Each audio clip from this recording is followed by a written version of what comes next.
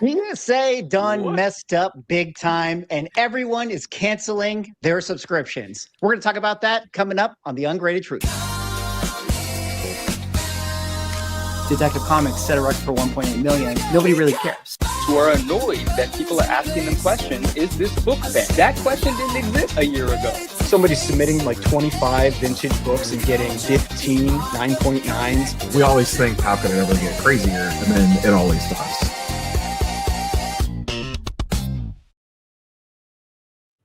Ladies and gentlemen, welcome back to another episode of the #1 podcast in the world, the Ungraded Truth podcast. I am joined, of course, as always, by Neo, Cards of Comics, 99 Newsstand, and Automatic Comics. Gentlemen, you know, you go 2 weeks and the hobby completely goes to crap. So we have a lot to talk about in this episode today. But before we get into that fire, how are you guys doing? Busy. I mean, I'll say my wife and I, we went and saw Zootopia 2 today, and it was better than every comic movie I've seen in the last 6 years. So I take that for what it's worth in the state of comic book movies right now, in my opinion. I'm trying to think, what is the consensus best comic book movie in the last 6 years that would even be a... It would probably be Superman.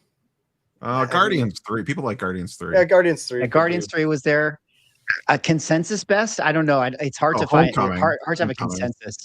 Yeah, I'd say Superman probably has the general best reviews, but yeah, we're not going to talk about Supergirl today. But you know, a lot of people feel a certain type of way about that trailer that came out earlier this week.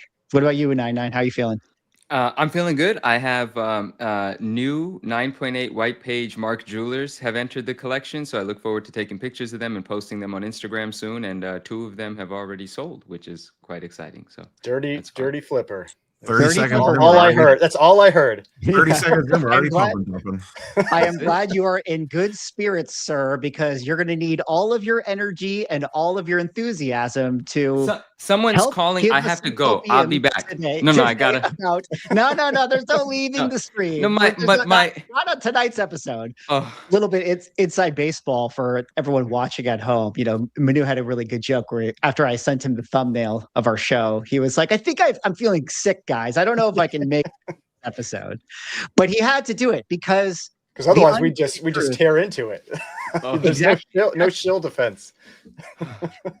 But he'd have to make it because, as we all know, the Ungraded Truth YouTube is the fastest growing YouTube channel on the entire platform, which is impressive because there's a lot of big YouTube channels, but we still need your help to help us get to 1,000 subscribers. We're currently at 672. We need to get to 1,000 so we can do the live streams there. But you're going to want to be a subscriber because I asked AI to show me a chart about the growth of our podcast and our channel. And this is what it came up with. The Ungrade Z exponential growth. You can see there's a lot of green on there. There's a lot of big charts going up. And last time I checked, if you're going up and you're green, that is a good sign. So I love those numbers on the left. They go up and they go back down. That is the best graphic. In 1807, 2980. Oh, God. In 1807, we were not the hottest channel, but we have really doubled our growth. You know? We definitely are going to be a great YouTube, gaining subscribers next year in 2026, and we're definitely going to do it as long as, you know, companies like PSA continue to mess up and have interesting things to talk about, which brings us to, you know, the topic of the show. I'm not going to bury the lead anymore. We're going to hop right into it, gentlemen. It's been a week for PSA, and Rob, we're going to have to lean on you for your commentary here. But I'm going to set the stage a little bit to everybody watching, just so we can kind of quickly get up to speed about how we got to where we are with the community. But there was a user by the name of Preston PZPTCG who made a viral post that came out a week ago or so, actually on December 4th, where he talked about how he had a submission of Pokemon cards that went into PSA. He got his submission back. They all came back PSA 9s. He decided to use the buyback feature, which is something that, if you guys don't know, on eBay through PSA, they will buy back your order or your cards. We'll talk about that a little bit later on in the show. And you can get a certain amount of money back. And he decided to take that up. And then he noticed that after he sold it back to them, magically, the grades with the same cert numbers changed from PSA 9s to PSA 10s. And he made mention of that on his Twitter. The post absolutely blew up. Everybody got big mad in the community. And, people are started throwing out all these accusations of, PSA is like regrading cards. And they're like, this is a conspiracy. And this is how they're going to be, able to make money through their buyback program. That's generally, setting the stage of the big fire that came out for PSA last week. And then everybody was up in arms about it. Rob, you made a lot of great videos talking about people canceling their subscriptions to PSA. But why don't we pick it up from there? And let me kick it over to you, Rob, and you can add more context and kind of fill us in from what's going on with PSA card holders and PSA customers right now. Boy, this is basically this story plays into every fear, conspiracy, pretty much everything anyone's ever thought about third-party grading. My stance personally has been that the bigger story here is the inconsistency on the grading, not the swap. I still, you can call me an idiot, I still find it hard to believe that a grading company with the power that they have would swap grades on a card to then sell them through their PSA offer program to make a few extra percentage points on it. Just still does not make a lot of logical sense to me that like PSA executives are sitting in rooms looking at reports saying like, oh, we didn't swap enough grades today. Like, I just don't buy that part of it. And I do think that the real thing here is that the guy sent 30 cards in, they got reviewed, and 35% of them switched grades after a senior grader looked at them. And kind of like what that means. And you kind of go down some rabbit holes there with like, should we be paying as big of a premium on a PSA 10 versus a 9 when it's just really hocus pocus? And then I did the video this week about PSA offers and how there are definitely some conflicts of interest there, because so PSA offers, you had mentioned eBay swags. eBay has nothing to do with the PSA offer program. PSA offers is a network of buyers that they have, mostly shops and repackers, that it's essentially a way to get them inventory faster. They could just buy direct from people submitting your orders in. And one of the buyers is Power Packs, and PSA has always been of the mind that PSA is not buying your cards. They're just playing middleman, which is technically true, but Power Packs, which is the GameStop repack, is a Collectors Universe LLC, not a GameStop LLC. So it's kind of like kissing your sister a little bit. Like the separation of church and state isn't really there when it comes to that one. So a lot of folks are talking about that now. They're getting a lot of blowback from group submitters where shops are saying that they're not going to send them cards anymore. The whole thing's a mess. The whole thing it's a PR nightmare, really, is what it boils down to. It's definitely a PR nightmare. And we're going to get into like more of the tinfoily type of things, because obviously that's way more fun to talk about. But what is the current sort of explanation from PSA right now about what happened? Did they just say, oops, it was a glitch? Or what is their current stance on the situation? So essentially, and we don't, the biggest unknown question is what caused the review of the order? Was it that the guy, you had showed the post, there was a post previous to that from the day before where he showed his grade reveal and he was pissed that he got 39s. And I'm almost positive he sent 30 of the same card. So it wasn't like it was 30 different Pokemon cards. It was 30 of the exact same one. And that post went viral as well. So one of two things happened. Either PSA flagged it to relook at it because of the post, or it may have already been flagged because they saw a Pokemon, ultra modern Pokemon order come through of 30 cards that all graded a 9. And I wonder if they have some sort of internal controls that it's like, let's take a second look at this. It's most likely one of those two things. And essentially their explanation is while the grade review is happening at the grades had already popped, the grade review is happening at the same time, or, relatively, that the person accepted the offers on these cards. And they're essentially two separate systems. PSA offers lives over here in this world, and PSA grading lives over here in this world. And each team was doing two different things. and not talking to each other. So the grade review happened. Is there an implication that, okay, they flag this thing and they're going to do a review here, and is the implication that it's like, oh, hey, we're going to like fix our customers thing by itself, or are they doing internal review of the graders? Maybe both. You know what I mean? We don't know. Okay. We don't know that part. But essentially, they were doing the grade review. The grades bumped, but it never. Their explanation is essentially is that information never crossed over to the other side of the building. So this guy had already accepted the offer. Like there was no stop in place to tell the submitter that your order is going through an extra review and these grades may not necessarily be final.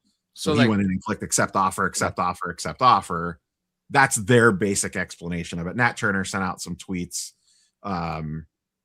while this was all going on, kind of leaning into that. And that was also Preston posted, the person that originally had this happen to them, that PSA had reached out and they talked to him on the phone, I believe. And that was what he posted as well as what they told him happened. And this all happened very quickly. Like he made that post that you showed, and within hours, PSA reversed it. And he had already made a follow-up post saying like what they told him happened. Yeah. We're going to talk about the third. Sorry, Brian, go ahead. I was going to say, like, my thought on this is that I think the only thing that's going to change is an internal process change at PSA. I think this is going to, I mean, the people that are going to be the loudest on this are already the people that probably either weren't using PSA or out there screaming that grading is a scam and all this kind of stuff. I'm sure there's going to be some loss of customers. Like there is going to be a little bit, but I mean, I don't think it's going to have much of an impact other than them going, okay, if we've got an internal review that's been flagged, we have to block all offers that are being sent out, you know, internally on those cards, because it's just that to me, that's really all that comes from it. Because I'm with you. Like this is a company that prints money, and I don't think they need to do this and risk the shitstorm that would happen if this got out, because it wouldn't just be an executive office. You would have to have multiple people that would be aware that this is going on, pulling levers and changing grades and all this kind of stuff. And I just don't think that you could hide it. And so that's why, like, I think it's just the biggest problem with this whole event is that you will never be able to convince the people that are convinced it is a scam that it isn't. It doesn't matter what PSA says. It doesn't matter what anyone else says. They will not change their mind. And so that's why, like, when people are saying like They might. they won't. they won't. You know, it's we deal with this same stuff on the comic side. Like if somebody thinks grading is a scam on comics, they are not changing their mind, and it's going to be the same thing over there. I mean, that's just the truth of like even outside of collecting and all this stuff. I mean, let's just say there's certain islands and certain files that like people have made their minds up about that. Like there's no amount of evidence for or against that's going to sway anyone's opinion. You know, that's just human nature. So it is interesting to think about like the internal mechanics of how this would happen if it was the ultimate conspiracy of like, yes, this is going to be PSA's newest revenue stream of regrading nines and skimming, you know, however much value off the top. But like, yeah, kind of like you're saying, Ryan, like one, you'd be killing the golden goose if you ever got exposed in that sense. It would just be a complete nightmare. And then two, to get alignment out of everyone in the company, that would be, I don't even know how you could do that, because like at some point you're going to have some minimum wage intern, that is just there who can make so much more money or gain so much more status by leaking this whole thing. So it's like maybe there's like a cabal of people that operate, you know, the Illuminati inside PSA, and they just like have those things. And maybe there's, you know, something about that. The third grader, you know, Rob, which we should talk about after this, after I get Manu back in here. But I don't know. It just seems like it would be really, really hard to do that. Although, you know, it is fun, and I'm open-minded to hear some of the conspiracy theories. But Manu, let me throw it back to you. What did you think of this whole thing? Or you got thoughts? I mean, all the thoughts that you guys shared, like I'm with you guys, right? Like it's a very unfortunate situation. It was the perfect storm for a PR nightmare. And you know, I'll try to talk about it from, I mean, I've been thinking about it and I've been having conversations about it. When I say, you know, some people might change their mind. yeah, perhaps not the people that have even prior to this were feeling like, oh gosh, this is a big conflict of interest. You know, the without really getting into the weeds of the mechanisms, but of the mechanics of it, but just on the surface saying, how could PSA, you know, make 80 to 90% value, a fair market value offers on these cards? Like, what's really going on here? Are they, you know, buying the cards and then regrading them at a higher grade and then profiting by, you know, potentially selling them on eBay through their eBay account, so on and so forth? Like, there were people that were already running with conspiracies in that side, and those things are worth thinking about. So, you know, and then you have these events come into play, and for a lot of those individuals, it's the moment they're like, God, you know, it validates everything that they had thought. So perhaps you won't change their minds, but in the recent days, I have seen people share like, you know, versions of the events, but like more dramatized ones, which I completely understand. Some people because they may not properly understand the scenario, some because, you know, they might not be privy to all of the communications happening in real time. They might not be well updated, and some people for their own motivations, their own agendas to keep the story more interesting. Which, you know, listen, that's how content creation works. Like, you know, it is what it is. But some of the individuals are getting this information from like after it had been funneled through so many sources, and the information was just flat out wrong, right? Like I heard people say that the guy that found out his cards were updated is because they were for sale on eBay and they were purchased as PSA 10s, but that wasn't the case. It's like right? a game of telephone.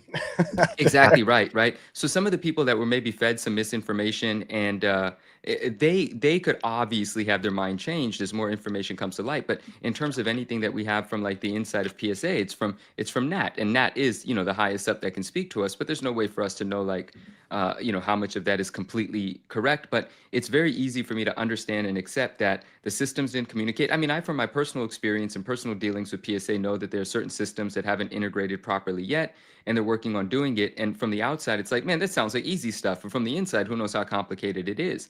And maybe they didn't have the foresight to know that if an order goes into review, that it should immediately be like blocked from any other access, because perhaps this is a very unique situation. Again, I'm not saying it is. I'm just bear with me, because I'm going to talk the other side of this as well.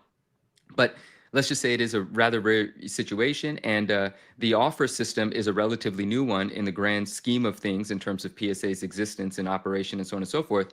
And so maybe they didn't have the foresight to see this scenario coming to light, where if an order goes into review, well, something in the system has to automatically trigger anything that the submitter has access to. You know, maybe that submitter, that order, when they look it up, it goes into this sort of paused phase where it says, you know, limited access at the moment, you can't engage with this, the order is in review, like some communication to let that individual know that he shouldn't be messing with it or accepting any offers. Something is going to be updated soon. So from this, obviously a system improvement is coming, but the system improvement is going to have, like, you know, long benefits in the long run. But in the moment, the sort of like the PR nightmare of this, people really ran with it, and I can understand it. And then the other thing that occurred to me is, I mean, this happens with all grading companies, right? The larger questions are, in fact, about the inconsistencies in grading, which of course is not just you know, exclusive to one grading company. Grading is an inconsistent thing by nature, but that is one of the primary concerns and conversations here. And then also this idea about an order going into review, the question of how, when, and who gets that privilege. You know, if you are the most vocal and your voice travels, is that when? Or are there actually individuals in the building that are looking at orders before they go out and making decisions about orders going into review, with or without someone in the public, on the collecting side, in the community side, being outraged by something, right? So that really came to light now for most people, like, wait a second, it's not the end all be all when I get my grade, but then it doesn't mean that there's an appeal button on the website. Who's able to appeal an order is the larger question. Like, if there was an appeal button, to people would be mashing that button every single. Actually, there is an appeal. You can let's hear that. An order for a re-review, but you have to talk to us about that. Let's hear that. I didn't know that. Tell me more. I don't know the specifics on it. Let me see if I could find it while you talk. So do you have to have received the cards and then mail them back? It started back more in the old school, like before you were like instantly getting your grades and then this thing. Let me see if I can find the details on it.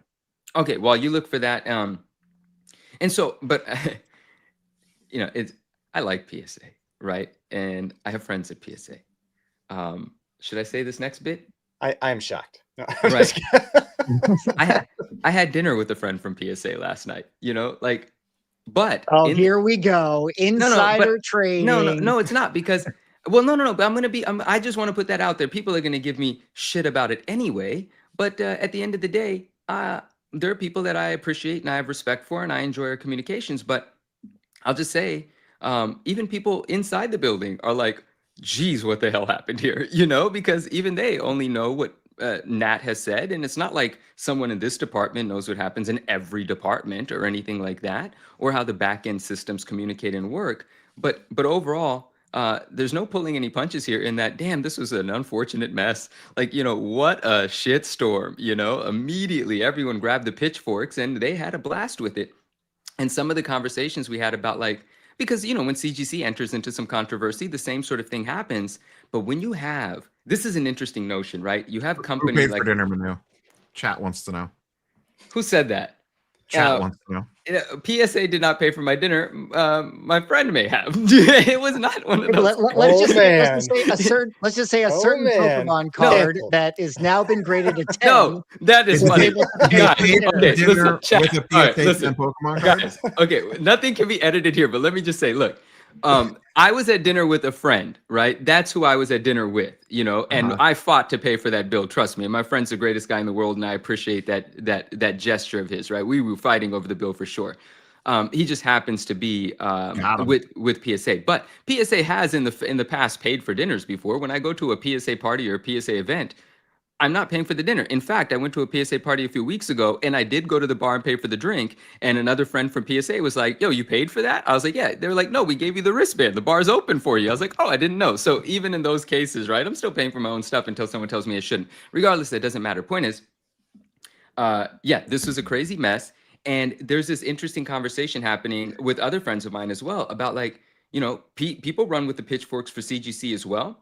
But PSA is so enormous, as a company. Can you imagine how many haters are out there of PSA? How many people historically may have felt wronged by inaccurate grades or, whatever the case might be. And, so I'm a petty person. Some people hold grudges and stuff like that. And this was the perfect opportunity for everyone to be like, get them, and no one was shying away from buying into the narrative. And again, we don't know the exact truth. We know what Nat told us, but what Nat told us, to me, does make sense. I have the ability to agree with parts of it, but there are absolutely big flaws in the system. And the larger question is, those two questions for me is how can anyone possibly correct the inconsistencies in grading? For someone that knows what they're doing, if they're submitting 30 cards and they're anticipating 30% of them to be PSA 10s, I believe that. I buy into that guy's expectations, especially if he's experienced, right? And so what happens in that case? And I think I heard a content creator, I forgot who it was. It might have been Neo. I don't remember. Neo made some great videos on this. Did the order, in fact, go into review because of the post going viral about, 30 of his 30 getting 9s? Or was it already potentially going into review because maybe it was a grader that is known to mess up or something like that? The poster, because I had read his post, and I think he implied in his first, when he's I heard from PSA, I thought he had implied that they saw his post. I could be wrong, but I thought he actually implied that. And I think so. My thought on this is because, chat has mentioned multiple times, plenty of people bitch about their grades on social. Why was this one special? Right. My only theory on that, and this is just 100% my theory, is I wonder if, they see those posts all the time, but I wonder if they saw this post and then they saw who graded the order and were like, this isn't the first time that we've had an issue here, or this is a new grader the first time he's on his own, or boy, this doesn't look right. This guy submitted 30 ultramodern Pokemon cards and got 39s. Maybe they looked at it and there was more to the story, because chat's right. People bitch about grades all the time on social and they don't get re-reviewed. Let's double click on that for a second, because again, if people don't know, apparently the story is that it got its grades, bunch were 9s by one grader, then it went through a second grader and got all 9s as well, and then got can I flagged ask Neo or whatever. Question with that though? Is it only one grader at PSA the first time around, or is it 2 graders? They say it's 2 graders. There's a QA, there's a second QA step. I don't know if they're doing a full like regrade, or if they're just looking and like confirming like, okay, you didn't miss anything crazy. Because that's what I was just what I wondering. mean? It's like, did not all those 9s get through 2 people, you know, and then they're like, because then that's, I mean, it's, In theory, yeah, on paper, on theory, it does. We all kind of know what it is, guys. Like, it's still an office, it's still a job. There's probably a second grader comes in, just looks over the paper. Okay, yeah, it's fine. All right, just go. Like, we know how it probably works in reality, so didn't really look at it. But then it goes to this third grader, and I think it's a really interesting point, Rob, that you brought up of like, did the post get flagged because it was like, oh, this guy again, who was already doing something kind of weird? Like, is there? And ultimately, it kind of goes back to like the bigger topic, which how did this happen? Is it just possible that, yeah, you have like, I mean, inside job type of situations, or you have certain graders doing certain things. And this is tying back to what happened with CGC with like the reholder and some of the swap stuff, you know, where there was just like employees that work at the company that are doing this. So it doesn't have to be on the like top level. This is like some PSA scandal. They could just be on the inside. I even have trouble buying the inside job story because I just don't know how that would happen.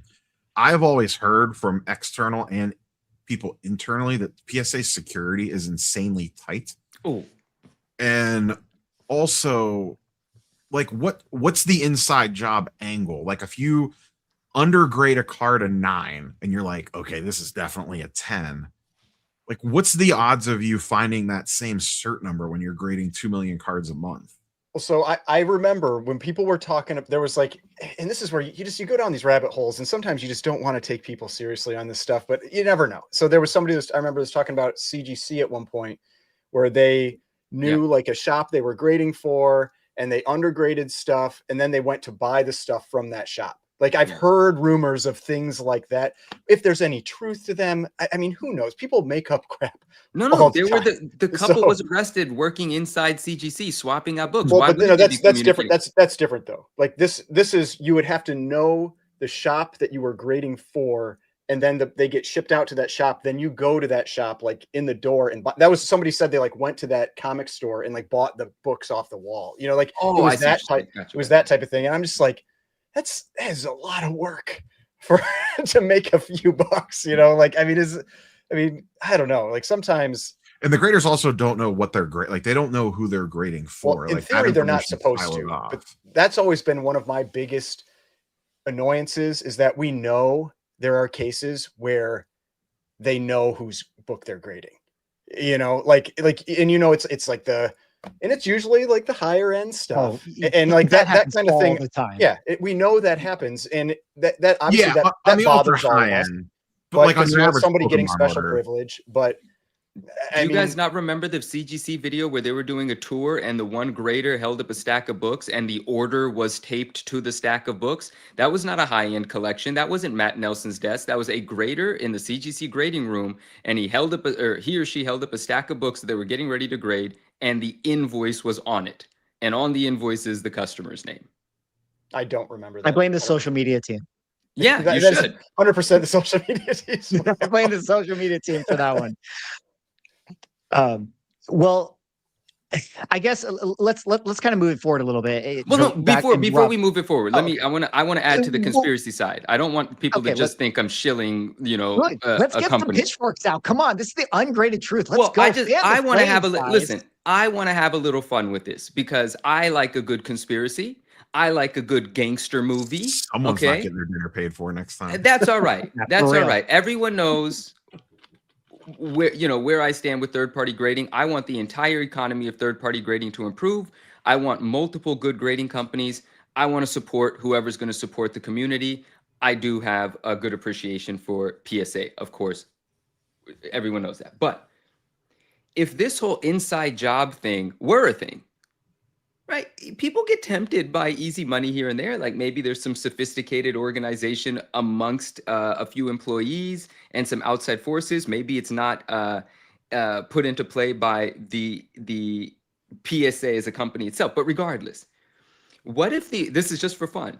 What if this was an inside job thing? And what if the idea is to undergrade a few cards, buy them back, turn them into PSA 10s, you know, make a couple $100 on a couple hundred cards here and there? I don't know. It doesn't seem like enough money to make it worth it. But the only thing that would have had to have happened for this to not get caught is that the cert numbers would not have remained the same. You know, if all 9 cards were sold and then 10 of them were converted into 10s, if this was all a shenanigan, the mess up was that they maintained the same cert numbers. If the cert numbers were different, they would have got away with everything. Yeah, that's what makes all of this so ridiculous, is that if you were going to do this, you would regrade them and put them in a new slab. Well, sure. But if it's inside job, what if the person only has the capability to switch the grade? Like, you know, if you're that grader and you have in your system, if in your process, you can change the number, but you can't change the cert number. You can change the grade. So like they only have this capability. And you know, how many times are people like, it's a flawed scam? Then it's not good. It's not, you didn't work it out enough. And we think that scammers are, you know, master criminals all the time. Like, I don't know about that. Yeah, that's true. That swap guy got away with it for what, like 7 years or 10 years. Yeah. 10 years. And if you think he's done, that's hilarious too. Yeah. Well, you know what? This is maybe like a separate topic in a separate video, and I don't want to go too far down this rabbit hole, but it is really interesting. I've had previous CGC graders tell me about this, where, you know, the graders who are like maybe on the lower end, they don't get paid that much, but they have like a pretty solid skill that if they actually didn't work at the grading company, they could make so much more money. Like just grading cards, like, you know what a PSA 10 is. Like, you are trained in that system. Why are you not just like a going dealer to shows and like just like cards filtering through everybody's raw cards and stuff? Exactly. So, but they have to. So, what's that? They could do both. PSA employees are allowed to submit cards. They are allowed to submit cards, and they probably do both. I mean, like, they probably do have side hustles, things like that. But I guess the point of this sort of making is like, you know, hopefully graders can get paid well enough to where you don't incentivize any of these like behaviors where they're tempted to be like, man, this job sucks. Like, I'm not getting paid enough. I'm just going to like change the grades here. Let me just get some 9s, put them in, you know what I mean? Because I think that could be part of the problem. And I'm jumping back in. I'm jumping back in because I love what William Fonda. This has been a fun, dude. I haven't said anything publicly about this, but I've privately had a lot of conversations. This has been great, right? Those 9s that sold were $35. I don't know what the PSA 10 value of those cards are. Does anyone know? Someone told me there was $600 to $700 in PSA 10s. So, you know, if you spend, if you buy 10 of these 9s for $350 and then you turn them into 10 $600 cards, that's $6,000. That's good money for an individual. That is shit for a large company. You would have to do that on such a grand scale for it to affect the bottom line and be worth doing. That is absolutely absurd to think. And that's what William Fonda here is saying. And that is funny. Now, if it is a more expensive card, well, then it could be justifiable. Like when we see Bumps and Superman 1s adding $2 million of value to the book, you know, there's a lot of people that make enough money that might be motivated to do something like that. But the system of scamming would absolutely have to be more sophisticated. You cannot maintain the same cert number if you're trying to not get caught for this. But that is funny, William Fonda. I hear you, and I get it. And my man Bob Boozy, loving all the comments. I appreciate you, my man. Swag, I did find the thing if you want to share my screen for the. Oh yeah, let's pull that up. Is this going to crash us like it did a couple of weeks ago? No, he's on I'm more stable now. I'm more stable. Right. I'm back home, so you know. You want to go through this, Rob? There's not much to go through. I mean, it's pretty much laid out right there. You just gotcha. So this is the review policy. So review is a service that hold on, let me kind of make this bigger for myself. Review is a service that gives you an opportunity to have PSA review cards that you feel might be worthy of a higher grade. For cards to be eligible for review, you must submit them in the current PSA holders. There's no risks of losing your original labeling and grade if your trading card does not upgrade. That's pretty crazy. An increase of plus grade could increase the value of your trading card. Certification number remains the same. Wow, that's pretty wild. Isn't like, why would this you feels like do this all the time? I feel like you're paying for that though. You've like, got to be paying for this. Yeah, this that's isn't not appealing your different than order. a crossover because you're not crossing over. Well, but it's. I mean, I think it's you like could get charged if you get upcharged. But like I imagine bump. there's a review fee. It's probably it's probably something like CGC's like pre-screen. You know, it's like $9 or whatever it is if you have that done. I'm just guessing because I'm gonna go down this path, but I'm gonna stop sharing my screen because I don't know if it's gonna show personal. Because like there's no way they're gonna let somebody just take like 10,000 PSA 9s, just be like, here you go, It's like regrade these for free. Like that's just. I want to answer this question. I know Neo can answer this one, but I want to take this one as well. Someone asks here, Joku, what's up? Says, can someone here explain to me what PSA does with the buyback cards? Yeah, and I'll give some surface level of what I understand, and Neo can get deeper in it. PSA has a private network of dealers that can introduce a want list. And when cards enter into the PSA system, once they're graded, if they're on their private network of dealers want lists, those dealers get notified that these cards have now been graded and become available. And prior to those cards being shipped out to the submitter or whatever the submitter chooses to do, they could vault it, list it on eBay, have it shipped to themselves. They also have an opportunity to accept an offer, but the offer is coming from anonymous. It's being presented to you by PSA, but you don't know who in their buyer network is actually making you that offer. But some of the cards, I think, based on what Neo has very clearly laid out, so I do believe it, some of the cards do actually get purchased by a product called the Power Pack, which is like a slab mystery pack, from my understanding. Forgive me where I don't have the details. And that organization, as Neo said earlier in the show, is actually, let's just say, part of PSA. And so if that universe, not part of PSA, part of Collectors Universe, the parent company of PSA. So if that organization, yes, sorry. And so if that organization is purchasing some of those cards, then maybe there's some conflict of interest, some close, a little, like Neo put it, I think said, flying too close to the sun in your video. Is that the phrasing you used? And I don't have any issue agreeing with that. That gets a little interesting. And then another thing that came from this that I really do hope is enacted or put into effect, and I think it's really great, and I think it's just a suggestion being floated right now, and I think it is on the table of discussion internally as well, but to know who's making you the offer, right? Instead of the offer just being presented to you by PSA, perhaps the offer comes and it says that, it's Cards HQ making you this offer, or it's, whatever other establishment that's in the private dealer network. For whatever it's worth, at least that allows a little bit more transparency, and a dealer and a buyer, for whatever reason, a seller for whatever reason, can decide based on that information whether they want to or not. But it is kind of nice to have that additional layer of transparency, knowing who is making you the offer. So I actually do hope that happens. I like that. Well, looking ahead, this being kind of the hot scandal of the week, do you think that, Rob, there's any real fallout here? I mean, you showed a couple companies that were like canceling their PSA accounts or whatever. Do you really think that this is the big change of events that is going to make Beckett put Beckett back to number one, or give some other card grading company a chance to rise up or something? Yeah, they're not even number two anymore. And let me extend it out to Ryan. You can pick it up after. Do you think that this just overall PSA scandal puts any damper on the success that the comic side has right now, or any people in the comic side kind of feeling like, oh yeah, what a trash company, in the way that people say that of CGC? But Rob, what do you think the sentiment is and where it goes from here? They're definitely going to take a PR hit. They are going to lose some customers. I think overall it doesn't have a massive effect on things, and it would take a couple of months to see that anyways, because they're so backlogged as it is. The problem is, and I've discussed this a ton, there is nobody positioned to take advantage of this. Beckett got a little bit of influx because PSA is so backed up, and they had to shut down group submissions. That was prior to this even happening. CGC is just coming off of a backlog, and they're kind of cleared right now. And their response to this was, I'm sure we'll talk about it later, was to raise prices. And they also don't have the infrastructure in place to handle a mass incoming of orders. SGC is basically dead. So that's the big four right there.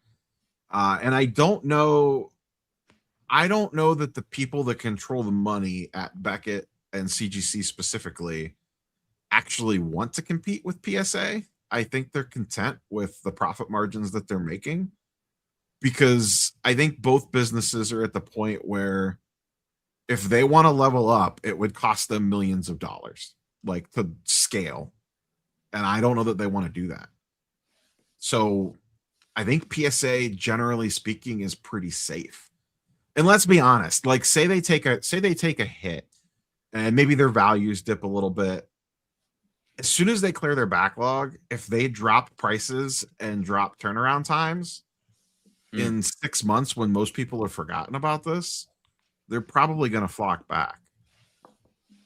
Yeah. Like we people know I will say, out of all the stuff that has happened this year, this is the one that I think is going to hang around a little bit longer than most. Like we talked pre-stream, like no one cares about show bidding right now. Like no one's talking about that. No one's talking about defensive bidding. No one's talking about, some stuff that we covered 3 shows ago. I think this hangs around longer, but I don't think it's like a death blow or anything crazy like that. Since thinking about that, and I want to throw it to you, Ryan, real quick. Let me just throw the thing. There is something to that it could hang around longer, even if it doesn't affect financially what PSA actually feels. But I think back to the original Reholdergate scandal, and I can't make a video that talks about grading in any way without at least 5 comments that are like, grading is a scam. And when I started before, or when I used to make content that was pre that scandal, maybe you saw that comment every now and again, but it definitely changed the culture. Maybe not financially. I'm sure CGC is still doing great business, but yeah, from that moment forward, there was never another day where you didn't feel that kind of anger in the community. And I wonder if that will be the case for PSA from here on out. Just there will always be people that are just cynical towards that company from here on out. Is this the most pissed off people have ever been with PSA? Yes. My take on that, though, is we've talked about this, when PSA was getting into the comic game. I remember in some chats we were talking about if you look at a comment section under a CGC post or a CGC video, and you look at a comic grading video, and you look at the comment section under a PSA card post or card grading video, you could just swap out the word comics and cards and you get the same angry people in either of them. And so it's I think it's been around. I don't think people have maybe this makes people a little more vocal, but I just remember kind of laughing about that because people were like, oh, PSA is going to save comics. And I'm like, have you seen the chats underneath the PSA card posts? It's the same, true. And so, well, granted, I like the competition that comes out of that. I think it potentially, it's not going to help lower prices, but maybe it helps get you to a point where you get a better product, like how we had the video recently about the PSA UV protection versus CGC. And maybe CGC finally updates their cases to add some type of feature like that to compete. Who knows? But my other thought on, do I think this hurts the PSA comic side? Honestly, I don't, because I don't pay attention to what's going on the CGC card side. Maybe if something crazy happened, I'd make a video about it, but that I couldn't care less if there's some thing going on over there. I don't pay attention to NGC, the CCG equivalent for coins. To me, those are pretty separate. Yeah. Yeah. One thing I will say, I think the one thing that could live a little bit is I think a lot of folks in the card world are taking or going to, this is where I think the story is going to go next. I think people are going to start taking a hard look at why are 10s getting such a premium over 9s. If it's on this razor's edge of it could flip flop that easy, why am I giving this big of a premium to a PSA 10? Or if you want to switch it to a comic comparison, why is a 9.8 worth so bigger, much more than a 9.6? Blizzard brain. Should it really be? Yeah. So I could see some folks looking at that angle, and that narrative might, could we see maybe the gap between 9s and 10s narrow a little bit? Maybe I'd love to see that, because it's insanity, the difference in price that you get between a CGC 9.6 and a 9.8, and the same thing on a PSA 9 and 10. And my honest opinion is I think a 9.8 and 9.6 are easier to differentiate than a PSA 9 and a PSA 10 on the card side, because when you're talking about cards, you're talking about centering, and that centering piece that's the crapshoot on that grading side, because I feel like when you have people resubmit, and get their, bump from 9s to 10s, I bet you a vast majority of them are a centering thing, that the first time it went through, it didn't get caught. The second time, or somebody didn't like it, and the second time somebody did. And if anybody says tag as the solution for AI grading, I've watched videos where people resubmitted tag cards and they get different grades. Tag doesn't, just because it's AI doesn't mean it's the solution. Maybe it's better in the future, but right now it's still just as inconsistent, it seems, as the other graders. Interesting stuff going on with PSA. Oh, go ahead, Rob. I did confirm you basically repay a grading fee for that PSA review thing. It is not free. All right. Well, I'm sure that they're going to need more ways to make money after they lose their 3 customers from this scandal. But we'll have to see, ultimately what ends up going on. But I'm sure PSA will have more fires to come, and we'll cover it when we get there. But in the meantime, shout out to Hurriton with the $2 Canadian Crime Suspense Stories 20 or Weird Science 16. Gentlemen, Crime Suspense Stories number 20 right there. We got the Hanging Rope EC cover, and then Weird Science 16 got this alien one. I know what I like. I'm all for the pre-code horror, but so Crime Suspense Stories 20 is my vote. Yeah, that's also a cool cover. Yeah, me too. I'll take the it's probably the number 2 Craig cover, Johnny Craig cover. So yeah, definitely. Hurton also did another one saying centering is like page quality, off-white versus or what is that? White off-white versus off-white.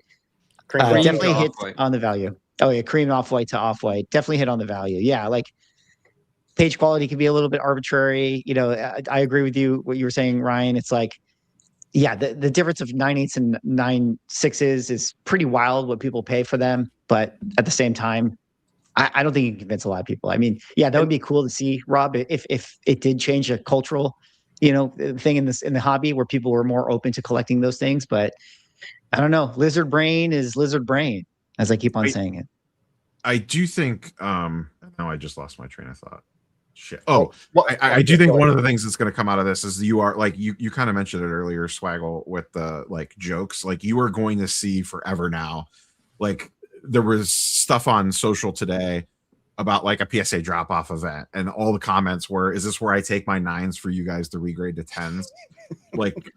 That's going to be just in the hobby lexicon now. We had defensive bidding is a new term that came into existence this year.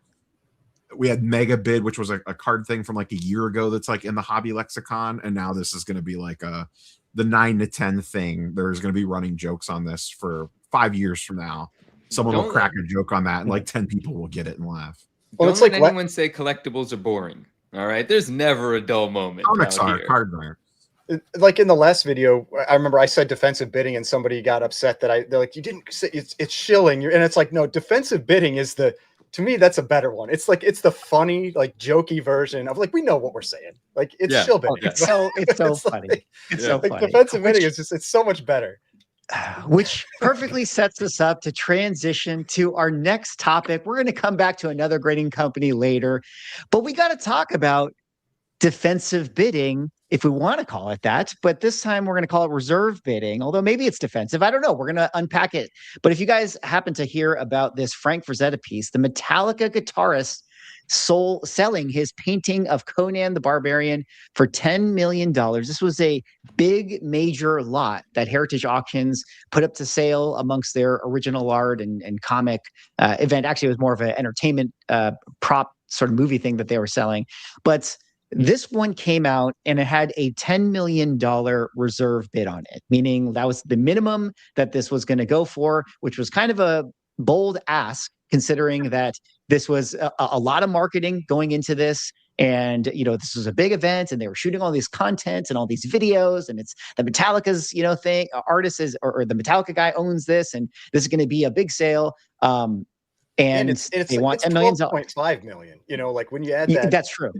It's even more. 12.5 with the buyer's premium. So then we get to the event, and I was watching this live, and the auctioneer, starts the event, and just before it started, the reserve went away.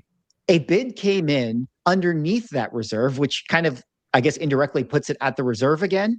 And then the auction started and the auctioneer was doing the thing. And he's like, do we have any bids? Okay, open it up, da, da, da. And then they got a bid in. And he was like, we got one bid. And then he like kept going through the whole motion. And then eventually he was like, okay, no more. I'm going to call it. And congratulations to the person who bought it. And then he did his little pen thing. He wrote down like seemingly someone bought it or whatever. And then that was it. We kind of moved on. And I saw people posting like, oh my God, another Frazetta piece selling for tens of millions of dollars. Isn't that wild? And then I was going to do a video on it. But then when I went to look for it, I came back here and I realized that it now says not sold. And so I now ask the question, what happened, guys? Because this was a very, very strange situation with a reserve bid coming in. And I'm just going to throw it out. I think that they faked the sale and they were embarrassed that they didn't get any bids. And they just had someone pretend to auction it, or maybe someone did auction it. And the auctioneer was just like, oh, okay, I guess someone's doing that there. Or someone put in a bid and he didn't know. And then they swept it on, and then they like erased the sale, and now you can't find it anymore. Yeah, I had to Google this. Like, I can't just find it on Heritage. And I think that they swept it under the rugs. So I don't know. What do you guys think about this? The systems weren't communicating clearly. I thought it was pretty funny when we when this sold and we were talking about it, and we were like, we're gonna know if, like, before this even happened, before this not sold thing happened, we're like, we're gonna know if this was real or not if they advertise about it, or if it's just like nothing to see here. And it became nothing to see here. And we're just like, man, that is a weird look. It is a really weird look. It was very odd. And I don't know if there's precedent for how they treated it, or if they've done this with other bids that didn't hit reserves before. But one, I just think reserve bids are stupid. But then two, it's just weird that they had to like kind of put on this show about it. Like, why didn't they just take it on the chin and just say like, okay, we want to put the reserve on it. Hey, we're auctioning it. Nobody bid. All right, move on. Like that to me is the part that I think is just lame, that they had to pretend. I mean, the thing is, like, this was their signature piece. And I feel like because of the risk of what you just described, you should not allow your signature piece to have a reserve. Because it sets you up for this type of like kind of like embarrassing sale, like it's just not, it doesn't look good. And I would rather turn down, and maybe they wouldn't, I don't know, but I would rather turn down the sale than have something potentially like not like your biggest item for that specific auction not sell. Like I would just rather just let it go. Now I mean, I'll say, like, off the bat, I didn't think this thing had a chance of selling. I did not see it as a $12.5 million piece. Like, we saw that 13.5 million. I think it was 13.6 or 13.5 or whatever. You don't like that face, Ryan? That's what I've been talking about. I can't stand that face on that. Like, I just, there's something about it. It doesn't look good. It's right in the center. And so, and yeah, people are talking in the chat. It's like, yeah, none of us are bidding. Well, I don't know. I don't know if there could be someone that has like $100 million that watches our videos, and they maybe are bidding, or $1 billion or whatever. But I'm not.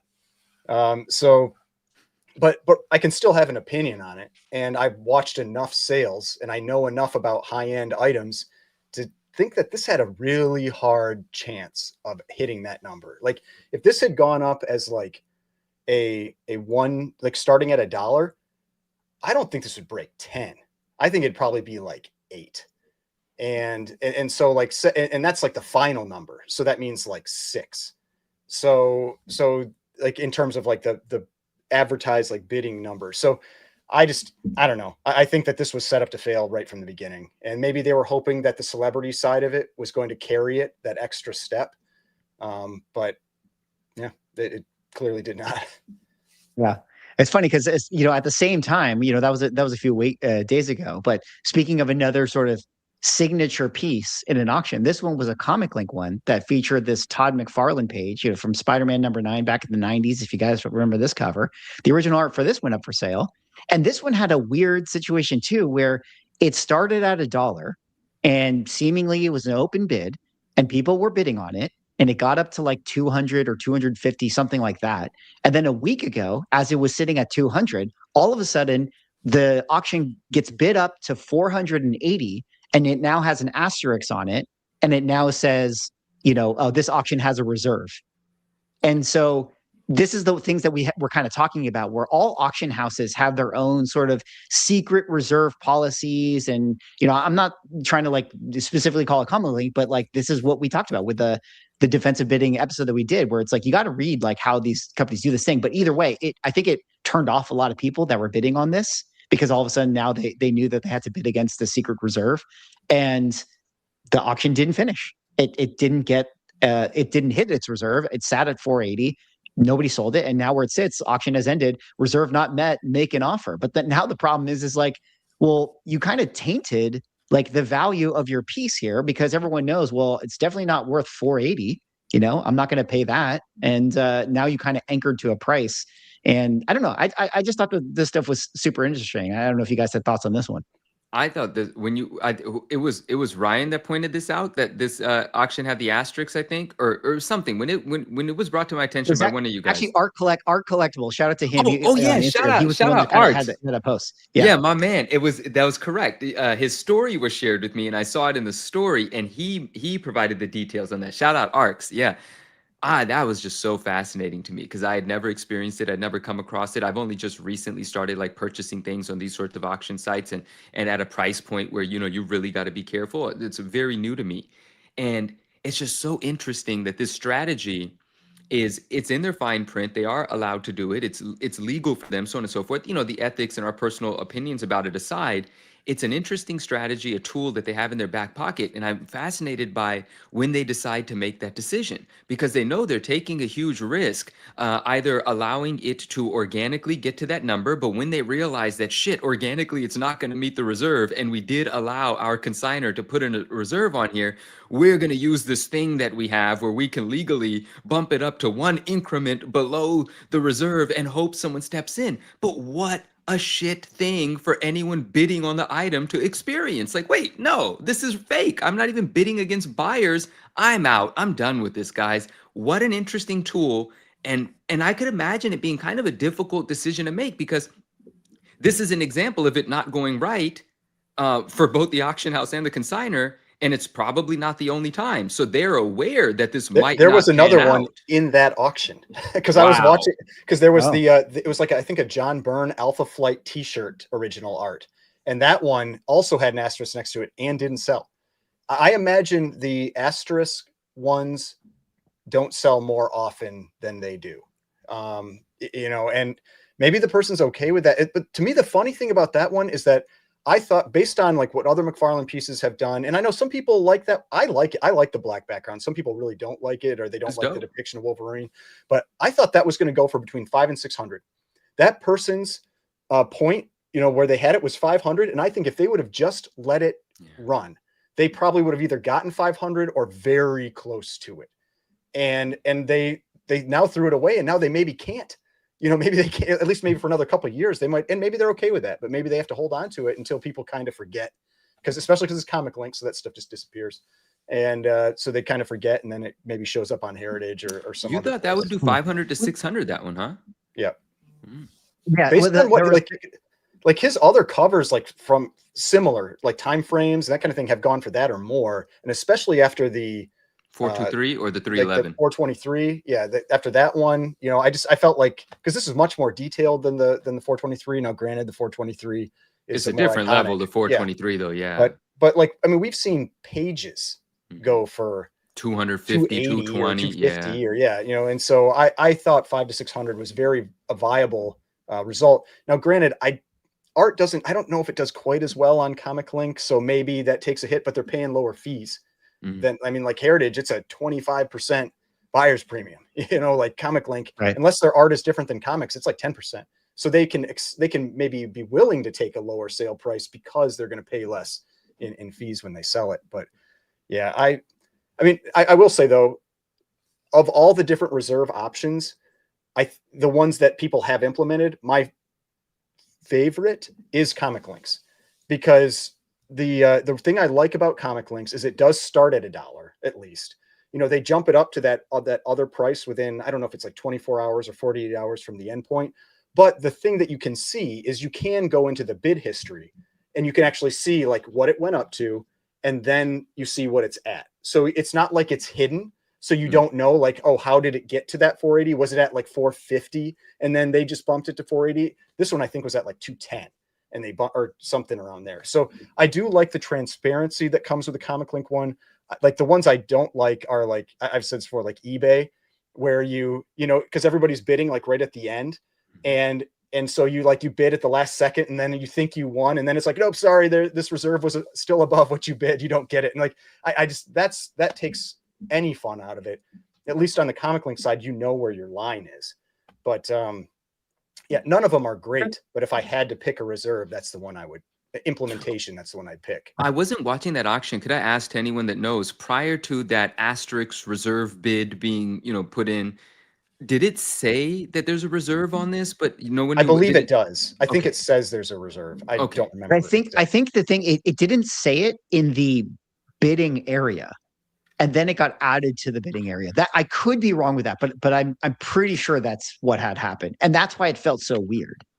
Okay, so I would like, if someone has screenshots of that, I'm sure people do. If someone has screenshots of that listing when it was at the 200,000 or whatever, I would love to know if there was some indication that this item has a reserve on it, regardless of if it tells you where the reserve about is. It, so I might. I'm pulling up my Instagram right now to see if I have one.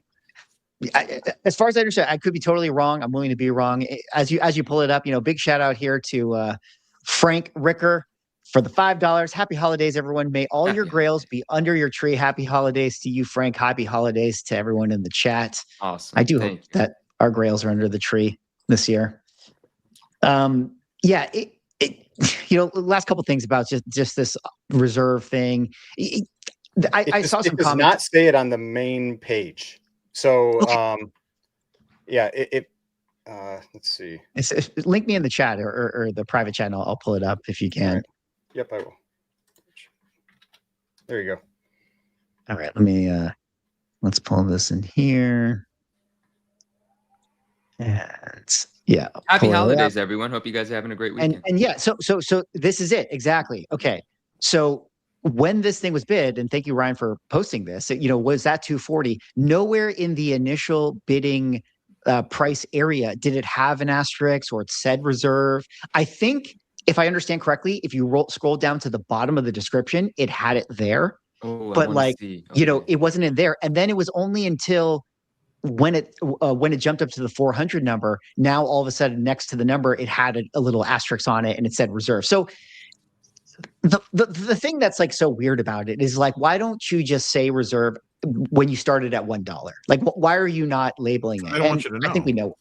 Yeah, they want you to start bidding and get it. They want you to get invested. They want you to see bidding. They want you to see yourself bidding against somebody else and get caught up in the nonsense. And they want you to think that you have a shot at getting a deal, so you're actually enthusiastic about bidding. A reserve implies that that's the market value, and there's no chance of you getting it for below that. Yeah, and I have, you know, and or not even market value, just a high value. And yeah, and I just think that sucks. Definitely feels bad. You know, definitely feels bad from a buying perspective. Granted, I was not somebody who was going to be buying that thing. I wasn't a player on that item. But yeah, but like the Alpha Flight wasn't a crazy number, though. I think it was like 15. Yeah. You know, I mean, like a few of us at least have bought things that are that number, like on the screen, you know, and so it's not just $1 million items and that kind of thing. Like it seems like it can. I generally, that's where you see it, or you think you see it. Given with Comic Link how it appears later, we don't know. Maybe a bunch of them have it and they just get passed, and then you never know. That's also a possibility. You know, the other thing I think is just sorry, I was just throwing it out. Like, I just think it's so weird. Like what's to stop me, right? If I have a original art piece, you know, I bought like a Warcraft piece, and it's like I'm like, oh, you know, maybe 3 years from now, I'm just sort of like, well, I'm curious what people would pay for this. And I just put a reserve on it for like $100,000, you know, something ridiculous that like I wouldn't get. And then cool, like I get to just crowdsource from all the collectors and just find out, oh, okay, that's what my thing's worth. Okay, good, just good to know. Like that's what this person just did with their Tom McFarlane page. Like to me, I'm like, I don't know, that's I feel like they didn't get a real picture of it though, because like from their perspective, once that, because so much bidding happens at the end of these types of items that are like Comic Link it doesn't have any time that gets added. So you could have an item jump 50% in the last minute. And so they may have missed out on really any idea. But now if somebody goes into the details, they look at it and they just see 240 or whatever it stopped at, then it doesn't help as much. It helps more if it surprises you right at the end, I guess, that you get an idea what somebody's willing to bid. But yeah. What were you gonna say, Manu?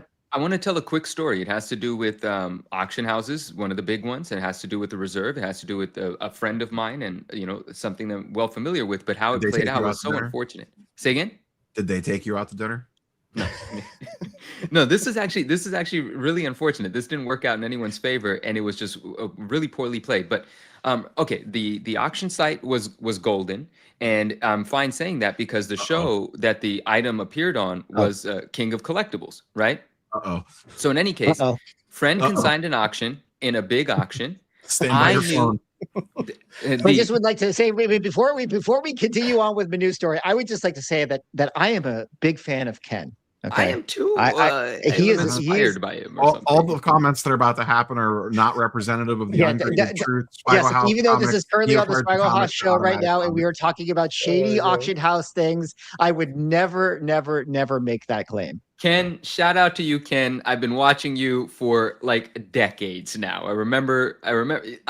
Shout out to Ken. All right, keep doing your thing, my man, and all that good stuff, right? But this was not great for anyone. But what happened was, allegedly. No, it's not just allegedly under the cover. This all played out in real time. But yeah, just throw it out there anyway, right? It's 2025. Allegedly, everything. Take a drink. It's all AI. None of it's real. In any case, expensive item, pricey item. Okay. I knew because I know the individual. So I knew in advance that the individual had agreed or, what's the word? Suggested and wanted a reserve, and he was granted the reserve. And the reserve was in the very high six figures. Okay. Very high six figures. But this was not I actually do believe the auction the entire time said reserve not met. So it was implied that there's a reserve. Of course, no one knew what the reserve was. Regardless, huge item, valuable things. And the King of Collectibles show was coming on, and there was a high profile buyer that has bought these items before, collects these items, so on and so forth. And a few weeks before the auction, the episode aired. And on the episode, one of the representatives of Golden was sitting with the collector that would have had an interest in bidding on the item. And they were privately conducting a potential of just selling it before it goes to auction, and they offered it to him for X amount of dollars, well higher than the reserve was, because I knew what the reserve was.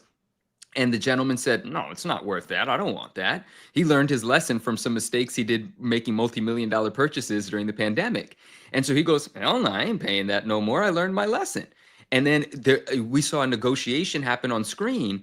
And the guy says, well, I'm approved to go to offer it to you for this amount. If you want it for this amount, it won't go to auction. It's yours. And if you knew a thing or two, you're like, that must be the reserve amount. Right? If you had some idea that this auction was coming up. And the guy goes, nope, I won't even pay that, and made an offer like less than half of that.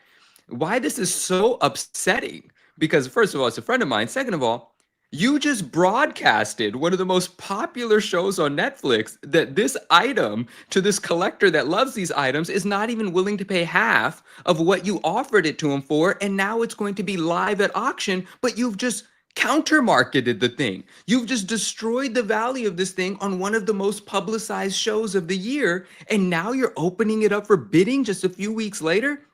Suffice to say, the item did not meet its reserve, and it got to a pretty high dollar amount, which I was like, wow, I can't believe that amount of money is not going to transact, and this item is going to be packaged up and shipped back to the owner. But what crappy marketing leading up to that item. I thought that was in bad taste. I'm just writing down the timestamp right now so I know what section of my video to edit out. Yeah.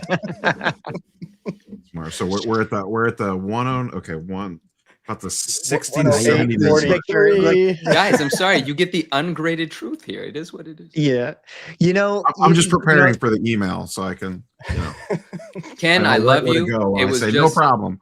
It was just a thing. It was just the strategy around that. The show has to come out. All timelines aren't going to work the way that we all might want them to. And it is what it is. It happened. Listen. I am a huge fan of the King Collectibles, and I would love to be on that show. I would happily come on. Ken, you should have the ungraded truth on your King of Collectibles show.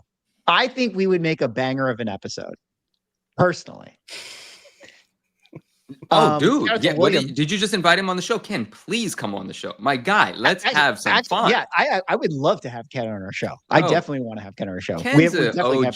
have a great Come stuff to talk on, about. Ken. All Just right, William call him Punish, Swag. You know 406. his number, don't you? I do. Shout out to William for the $4.99. I am Locatus of Borg. Resistance is futile. Happy holidays to all the collectors out there, boldly going where virginity has never been before. Hey, some of us. Your nerd card just got like. I'm gonna one up it right there because I got Locutus. Yeah, shout out to that right there. The Star Trek reference right there. There it is. Oh man. Well, yeah, very interesting. Your story, Manu, makes me think of just kind of a larger conversation, and maybe something that we should talk about at some point in a future episode. But like, it's kind of in a like, this is why we can't have nice things with like auctions and art and books that you want and conversations. Like, information is power, and you don't want to talk too much about things that you're trying to sell or things that you want. And it's a very interesting balance in that whole space. And I never talk about things I want to buy. Like, I don't want anybody else to bid against me. Well, can I say something right now? Before we wrap up the auction house thing, I do want to say, just going to throw this out there. And again, I'm a fan of every auction house. But if you're somebody who is a buyer and you want something at an auction house, never let them know how much you're willing to pay for that item. Ooh, good advice. Never tell an auction house how bad you want something. Just Unless leave the it auction house sponsors the channel. Unless they sponsor the channel, which, by the way, guys, every time. By the way, auction houses out there, I will point you back to this graph. As you guys can see, we are going up tremendously. Exponential growth. In the year 2980, we are going to be off the charts, basically. So, and we wonder why we have no sponsors. We will happily take your sponsorship. That's buddy, our pitch deck. And listen, we need it. We need it. You want to know why? Because grading companies keep increasing their prices, and we need that extra sponsorship money to pay for this stuff. But this leads us to our next topic, which was from one grading company to another. Yes, Manu? Nice jugs, you're right. That is what it was. I won't say it on the air, but I just wanted to tell you, you are right. Good eye, good ear. Okay, yes. Well, great. I'm so happy I get to leave that in the statement when I get this out of the live stream. Were you trying to decide if you wanted to say that user's name? Like, oh god. You realize the chat stays with the video right after the live stream ends, and anyone watching it after the fact can scroll up and look. Yes. I'm still learning. It's only episode 5 swag. I apologize profusely. We're trying to give you a window of time now before you start this one.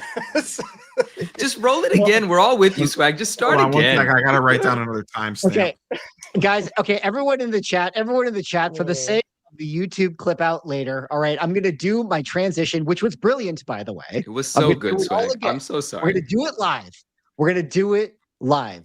Speaking of needing more money for our hobby, we're going to need a lot more of it because we got CGC increasing its prices for slabs. This was another kind of pitchfork moment in the hobby. Earlier, in the show, we talked about PSA and all the uproar that is going against that grading company. Well, CGC failed to capitalize on their bad PR by coming out with their own bad PR, which was to increase prices at the end of the year.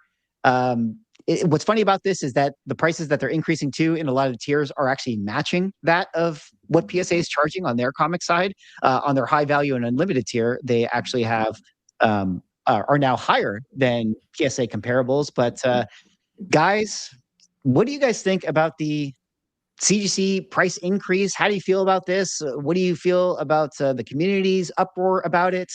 Tell me your thoughts.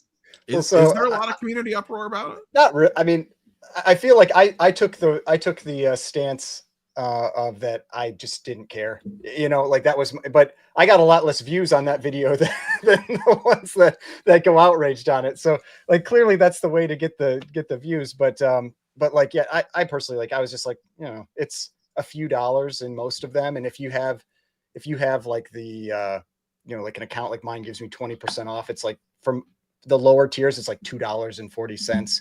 For the higher tiers, there's a little more. I think it was like $10 or something like that. But I mean, a lot of the comments I saw from people were around the lines of, oh, comics are going down, how can you raise prices? To me, those two things don't correspond to one another, because the grading tiers have a comic value, right? And so if comic prices are going down, it means maybe you're submitting in the vintage tier instead of the high value. It doesn't matter, like, in terms of that. All that matters is what percentage of how much value the item is you're paying. And so to me, like, the thing they should probably do is shift the tiers. And so like vintage and modern, maybe they should be 600. And then you have the high value go up to 1,200 or 1,500 or something. The problem is that you have these tiers staying at the same level for like the dollar value of the books that you can submit, and the price is going up. So it becomes a higher and higher percentage of the total value of the book. That's kind of my thing that I don't like about it, is that now it's like in some of these tiers, you're paying 10 or more % of the value of the book to get it graded, which that's kind of wild in terms of the margins that it eats into on the values. It's a really good point, because it is this vintage tier right here, especially, which is your $400 item that now you pay $45 for. So we're talking about like 20% of the value of that item. And then compared to like the high value, which is like 1,000 and you're paying 100, you know, that's only 10%. So it's like, it's kind of this particular tier is like, there's almost like no point to submitting a lot of books in this space. And it's like 11%, but I mean, oh shit. But I mean, but the part of it is, though, it's like every book you submit isn't $400. You know, if you submit a $200 book or $150 book, like that's where I feel like there needs to be a little bit more, I don't know, give to the people submitting. Or I mean, the other side of it, I mean, a lot of people complain that people send in junk. Maybe this keeps people from sending in junk. I don't know. Yeah, no, that is actually true, because you're right. Yes, pardon my math, but like, yeah, there's just a lot of these awkward windows where like you might have like a key vintage book that's like $300, and then all of a sudden it's like the percentage you're paying to grade this thing is like just in a really odd space. And then in all likelihood, you know, maybe it's like a 4.0 of a Silver Age book, and it's like, do you really need to grade this anyways? And that's kind of where we've now found ourselves, where it's like people are having a harder time selling that stuff anyways, you know, because it's graded. It's like people actually want the utility of like, if I'm going to buy like some $300 Silver Age book, I might as well be able to kind of flip through it. It's not really just about having it graded in a 4.0. So there's elements there that I think are weird. And yeah, I don't know. What do you guys think, Rob or Manu, about this? I was just going to ask Ryan. I think you touched on this in the video that you did on this. How much of this do you think was them looking at PSA prices and being like, well, if they could charge $1 more than us, we could definitely do the same thing? Yeah, I mean, that's what it looks like. I mean, they're matching the prices. And the other side of it, though, is like almost anybody, if you're submitting to PSA, or sorry, if you're submitting to CGC and you are not using at least some level of discount, like through like an account that you have, you're doing it wrong. You know, so like nobody should be paying that full price. You should be paying at least like 10% less, maybe 20% less. And so in reality, like you're getting a pretty good deal, because we know PSA hasn't really been offering deals for months. They used to have things that they gave every once in a while. Granted, I know they have their introductory price right now, but like the deals that come as part of like you being a member or whatever, it's because they're so overloaded. They just have no reason to. They're just like, you know, like we don't need to give you deals because we have plenty of business. But with CGC, you are always getting a discount if you have one of those memberships. And that's why, and like, I think the $150 or whatever dollar membership comes with $150 credit. Like there's no reason not to at least get that one. And that's not just like me, like shilling for CGC. It's like, that's just numbers. Like there's just no reason to not have that. Except for the fact that they auto renew you. So that you got to be careful with the auto renew. You know, that's how they rope you in. I mean, if you're regularly going to submit it, like at least a few books a year, it's not like you might as well have it. If you're only doing it one time, then Yeah, sure. 100%. What do you think, Manu, about this price increases? We always get them. People were mad, but I don't know if people care anymore. What did you kind of feel or hear from the community? I didn't actually. I watched your guys' videos on it. And that was about it for me on that. I was like, yeah, prices go up, and grade wisely, that kind of thing. I didn't really have any I feelings think on the it. thing that the reason it throws people off, and this is why, this is one of the things I mentioned in my video, is that CGC for like 5+ years didn't raise their prices. Then, they got bought out and then, or acquired, and now they raise their prices every year. And so people just, it's that change in how they did business that really, I think, bothers people. And so you should just you just should expect it. It's going to happen, every year. And it may not even be all the tiers. It may be like some year, like one of the tiers will move up, but I would just expect some price change or price increase every year, no matter what. It's just, I feel like it's just going to happen. I agree with that. And I think a thought that I have, a very natural one, is that prices will go up. Inflation will, it's been said in the chat, inflation will cause prices to go up as a consequence. And generally businesses are going to say, hey, people are willing to pay this, and we're actually getting an increase of submissions, which means we're not charging enough, right? Like it is a fair, common, and practical business practice to push up prices until you get pushback. If you don't get pushback, you're supposed to push prices up more. And so, they all went to the school of business. Those are the kind of decisions they're going to make. But if prices keep going up and submitters continue to submit, submitters should be demanding even louder the actual thing that they're paying for, meaning the books should be encapsulated flat. Someone in the chat said, is Banana Gate still happening? Yes, books are still bent. They have 2 brand new submission books right here. The books are bent. You can see it from the side. You can see it from the front. One of the books has a couple of non-color breaking spine ticks on it, but since it's bent, those facets are more pronounced. Those valleys and dips are more pronounced. It's very ugly to look at as a result. So prices can go up, fine. Do your job, though. Provide the service that we want. Pay attention to details. Now, there may be something coming that is exactly what I'm saying, and that could be a part of it. I don't know when, but maybe something is coming. But regardless, we should demand more if we're going to be accepting of the price increase. That's my thoughts on it. Yeah, which is, it's a very good segue that I'm going to tie into this conversation in a second. But before I do, the Real McCoy Collector, shout out to you with $4.99. Shout out to the Ungraded Truth for doing what you guys do. Keep up the great work. The #1 podcast in the world. 100%. CGC. Now that you have increased your fees, maybe you can throw us an extra $3 here and there. But maybe they can't, because they're going to need to put it into R&D. Because shout out to Immaculate Comics, who did a great video, which Manu, you posted a snippet of his thing, where he did a UV light test with PSA cases against CGC cases against CBCS cases. And he came to the conclusion that PSA is, how do I say this correctly, 77% more effective? Is that the right way for me to... It's blocking 77% of the UV rays.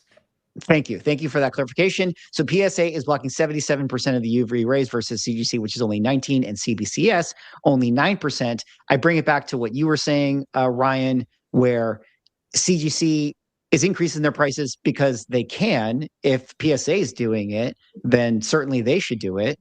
But to your point, Manu, if we're paying more for CGC, where's my 77% UV protection? What about that? So I don't know. What do you guys think about Immaculate's video? You guys have thoughts on his video, and carry on with the price conversation here.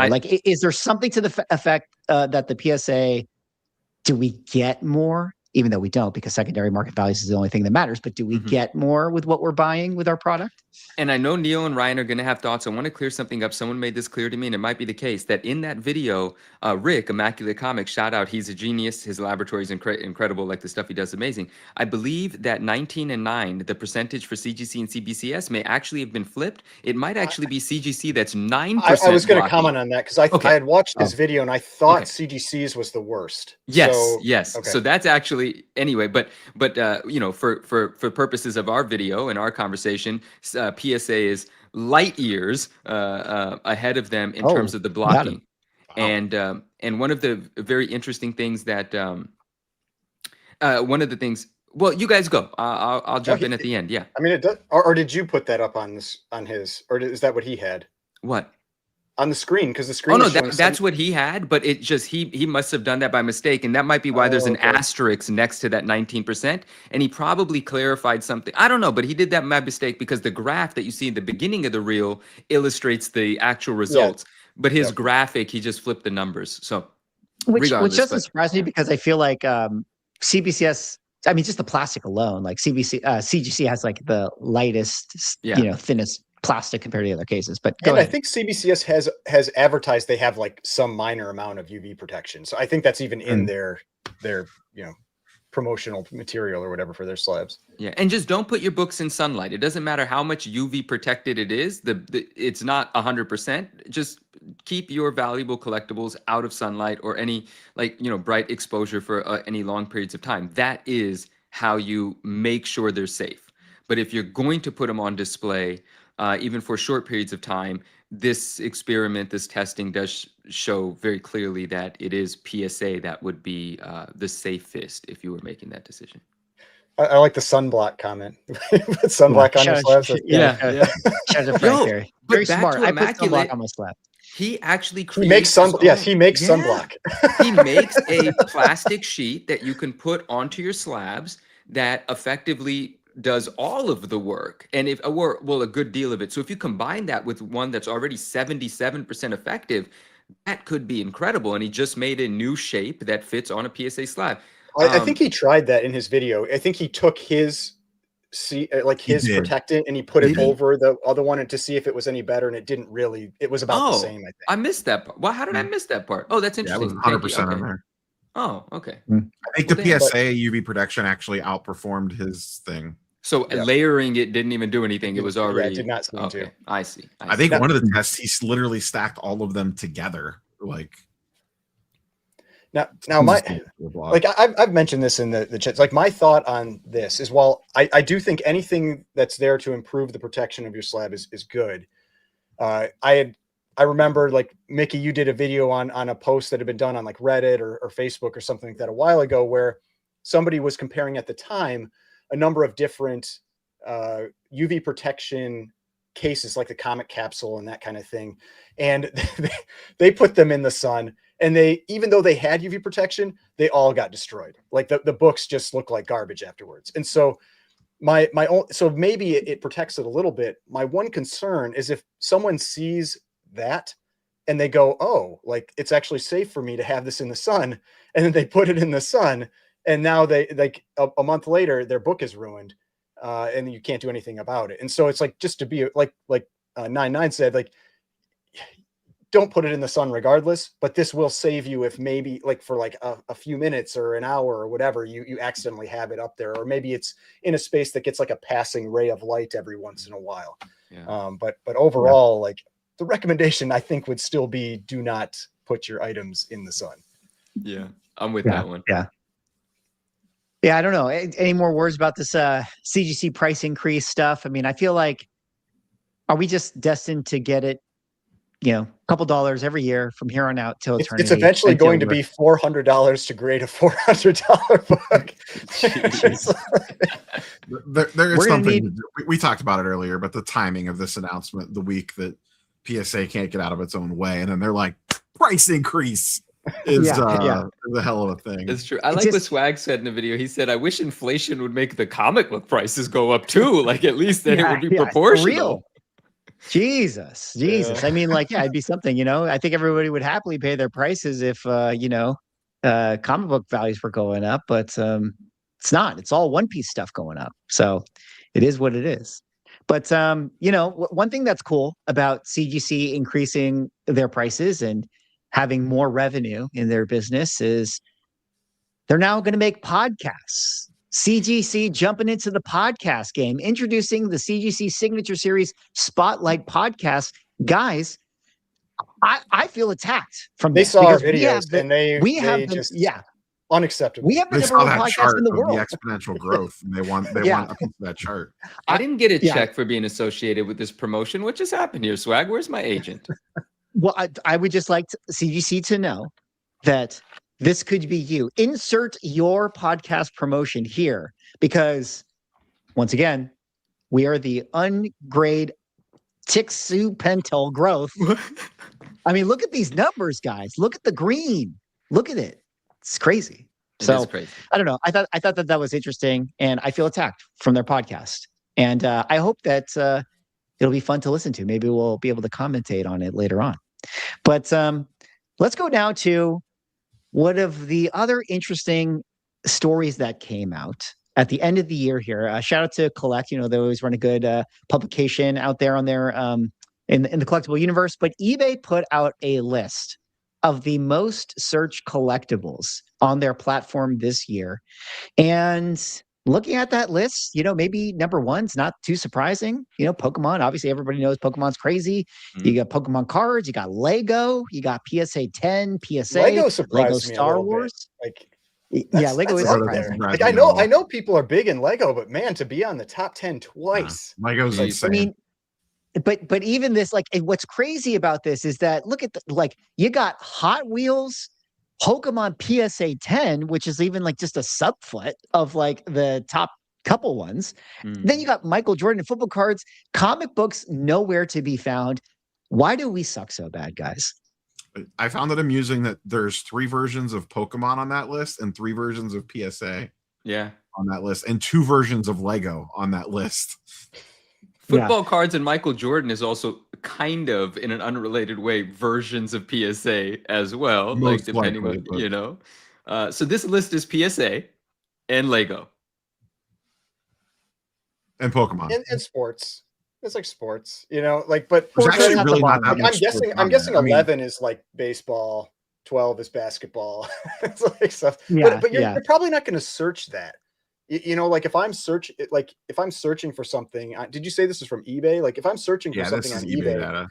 I don't think you're like in listing titles, you're probably not putting Comic baseball or it's a long word that's going to take up a lot of space. Like Yeah. somebody's going to be searching for a player name, you know, and that's Not why according like, to this list. Yeah. well Michael Jordan, Here's you know. well, here's an interesting thing that maybe we can talk a little bit more about. We talk about can PSA Comics ever compete with CGC in a significant way in the I comic mean, they're side? on the list, right? Those I mean, PSA well, 10s, but I'm that's what I'm assuming saying. are comics. You don't, but well, that could be the case. But even just brand name alone, you know, you don't see CGC in don't. this search, and they could overtake CGC in volume simply out of their own user base Very before interesting. getting anyone out of CGC in a way. Like I don't know, I think that could be an interesting part of this. Just to Yeah. clarify one thing, nobody made this list. This is data direct from eBay on the most searched terms. They sent out a press release with this in it. Wow. Yeah. It really highlights how small and niche the segment of comic books is, right? Now, I mean, you know, jokes about CGC aside, just in general, there's no graded comic book search here or comic book search here. It's a very small niche community in comparison. But to me, that's a very like cool thing because there's nowhere to go but up as long as we don't ruin it all. Well, we can definitely go to 0. Right, as long yeah. There's nowhere to go but up as long as we don't go down. So you know, we don't screw it up. We have a shot here. Yeah. But one thing that is a little bit tricky with this is like, you know, it's a searched word related thing. Like if someone is searching a comic book, like you're not really going to type comic book in your search. You're going to type. What do you think? Like you know, Batman would show up on here? Spider-Man, maybe. Spider-Man, That's fair. That's fair. Superman. That Spider-Man Yeah, and you Batman might could think show Spider-Man up would on have it. showed up. Like that's such a like even outside of just like comics themselves, like that is such a big IP. But I mean, but I know like when I'm searching for like a Pokemon card on eBay, I always type Pokemon first. So like that is something that like I can absolutely see that being in there. But it's interesting because like if I'm searching for a comic, I'm not typing Marvel or DC. Same. I'm typing a very specific name. But it's all about trying to filter garbage out. And I think it's because when you have the larger markets like Pokemon, like if you don't have certain keywords in there, you're going to get a ton of trash in your return results. I could pull up what they had for. I'll do a share screen real quick because I have the press I'm also release. coping for comics, right? So Can you share Well, my screen real quick, Swag? I have the comic book section that they put in here. Okay, I'll pull that up in a second. But before I do, shout out again to Frank Riker for the $5. This super chat is for CGC's podcast. Can you give it to them, Swag, when they launch? Oh man, don't make me be super chatting over at CGC's podcast, the number Swag's gonna 2 host the podcast in the world. podcast. You know, shout out to Number two. This is I like Derek's comic. Derek's comic was, I guess theirs would be called The Graded Truth. well, that's I said it was the graded lie. That's the graded The lie. Graded Lie. Yeah, exactly that one. All right, let me pull up Shout out what you got CGC. here, Rob. Shout out. Yeah, I mean, I just got a CGC. bunch All of stuff right, back from them. I'm shilling for them on my channel hardcore right now. So Spider-Man was the #1 searched comic book, followed by Batman, X-Men, Fantastic Four, and Spawn. And then there is a note here that Invincible was the biggest jump, with a 50% jump from the previous year. Oh, makes Okay. sense. This is a cool You know- tool. This is provided by eBay themselves? It's not a tool. They sent out a press release for the Oh, end of okay, the okay. year for like a 2025 wrap up. Okay, cool. Very I cool. feel like that's interesting to see those things, because I feel like that passes the, like, what would you call it, the sort of the sniff test, where it's just like, yeah, like that just feels true, where you got Spider-Man, you have Batman, and then you have X-Men, and then Fantastic Four, sure, maybe, and Spawn makes sense to me, and they then had the movie, so that makes sense. That Fantastic Four. the movie, and then Invincible, like clearly getting a massive boost this year, just being kind of like the king of modern comic books. So yeah, it just, that sort of feels true, and it seems to be manifesting in the data. I'll just see if there's anything else interesting in here. That's cool. I'm gonna have to go look that up because I didn't remember seeing that come through. So Was that Yeah, I were wonder there how much- PSA slabs on there? Were there PSA comic book slabs on there? Or did I just see things? I just was curious. I didn't see a PSA slab. Oh, those are Beckett. oh no, those are the That's the CBCS manga. manga. Yeah, Yeah. like Yeah. slabs. So Which I like the look of. Those don't say CBCS on them though, right? Those are No, they say Beckett Beckett. branded they're slabs. branded Yeah. as Beckett. yeah. Yeah. Yeah, I like it's those. interesting. I wonder, how far down, if we were to see that list again, that that was the top list, like how far down would it be until we got, I guess it would be Amazing Spider-Man, which was the #1 thing. Like, I wonder if it's like, is Spider-Man even in the top 20? Is he in the top 30? Or does it go like all the way down to 50? Like, that's what I'm curious about relative to the other ones. Like, I have to say that the one on the list that was the most surprising to me was Hot Wheels, which I feel like, Hot Wheels is pretty I big. know Hot Wheels is big, but like, I just didn't realize that in mass it's bigger than a lot of the toy things. Like, it's bigger than Teenage Mutant Ninja Turtles, or it's bigger than Star Wars, which, I mean, this had Lego Star Wars on it, but like, you know what I mean? It's like, it's bigger than a lot of these other IPs, and I wouldn't have known that or thought that. Yeah. Actually, I would have thought that maybe for this year alone, Labubu might have actually found its way onto that search list For this year, right? Yeah. Yeah. But I don't know. Very interesting stuff. I'm gonna remove Ryan. Very interesting stuff. We'll have to see how this list might change. I mean, probably next year it's going to be One Piece, and then another thing. That's what I said. Like, I about was Manga? surprised One Piece wasn't on there, but that's really just been the last like month. So yeah, they wouldn't have hit that stride yet. Perhaps it'll be One Piece and Manga, which Ryan, you shared this one. The Shonen Jump issue just became the most expensive manga ever sold.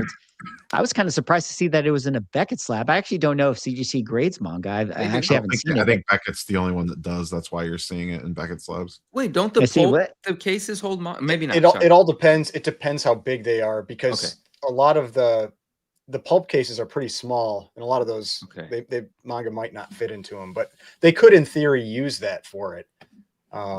But I don't know if they officially grade them. Because I remember asking that a while, like when Beckett announced that they were doing this, that CGC could just leverage their pulp cases for this. But it's not something I pay attention to really. Like, I watch a lot of anime, but I'm not really interested in purchasing graded manga. But I mean, my reason for when I shared that was partly because it was like they advertised this like big sale, and then it's like private sale, and I'm like, that's lame. Like, yeah. it's just like, It did say did say here this sold for $40,000 via a private sale, which you always got to take private sales with a grain of salt. You don't know if this is the intention here is to create a PR storm and then have like the biggest podcast in the world, The Ungraded Truth, have you be a topic on the show, and then now we're going to cause a manga explosion. Yeah, exactly. So. But either way, I mean, it was interesting to talk about. People have been talking for years now. I think within the comic space, they're like, oh, manga is going to be the next thing. But like, I don't know. I kind of just feel like, yes, there will be maybe a subset of people that get into it, and there's maybe a little bit of a speculation here. But I still think that cards as a medium is just more appealing to people who are maybe into this aesthetic of like the anime style and all that. Like they can just find that itch within that space.